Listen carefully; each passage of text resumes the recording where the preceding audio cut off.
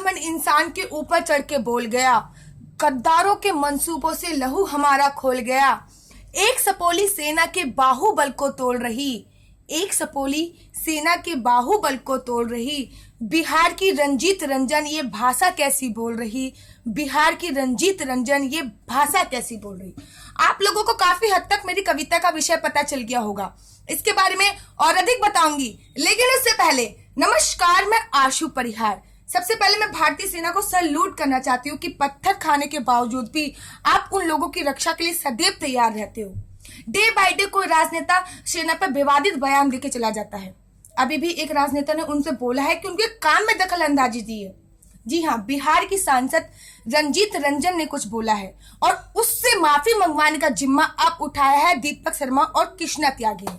कौन है ये दीपक शर्मा और कृष्णा त्यागी?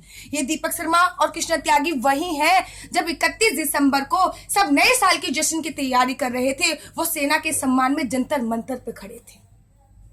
जी हाँ, वो सेना के सम्मान में जंतर मंतर पर खड़े थे।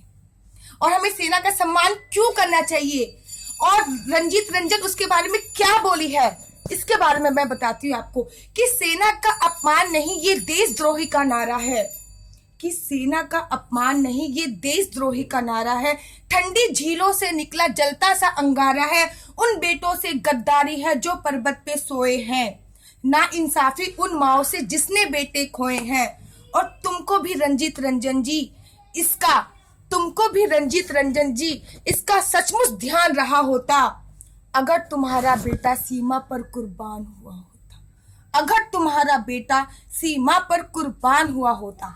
ये पहली बार नहीं है, अक्सर सेना को लेकर बहुत राजनेता बातें बोलते रहते हैं। जब सैनिक शहीद हो जाता है तो 10-5 लाख रुपए देकर उसको कोई पूछने वाला नहीं होता, उसके घर वालों को 10-5 लाख रुपए दे देते हैं, फिर उसको कोई कुछ पूछने वाला नहीं होता है।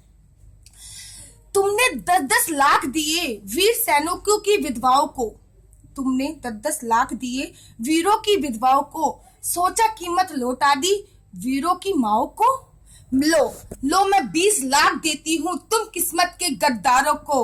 हिम्मत है तो लड़ने भेजो, हिम्मत है तो लड़ने भेजो मंत्री अपने बेटों को, हिम्मत है तो लड़ने भेजो मंत्री अपने बेटों को।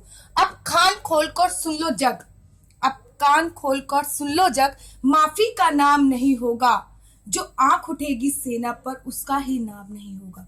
अब मैं निवेदन करना चाहती हूँ, आवेदन करना चाहती हूँ, आंदोलन करना चाहती हूँ और कहना चाहती हूँ कि हमारी एक एक सांस जिनकी कर्जदार है हमारी भारतीय सेना की, तो उठ खड़े हो जाओ अब मैदान में, सेना के सम्मान में दीपक और कृष्णा संग मैदान में। तो उठ खड़े हो जाओ अब सेना के सम्मान में दीपक और कृष्णा संग मैदान में। जय हिंद, जय भारत।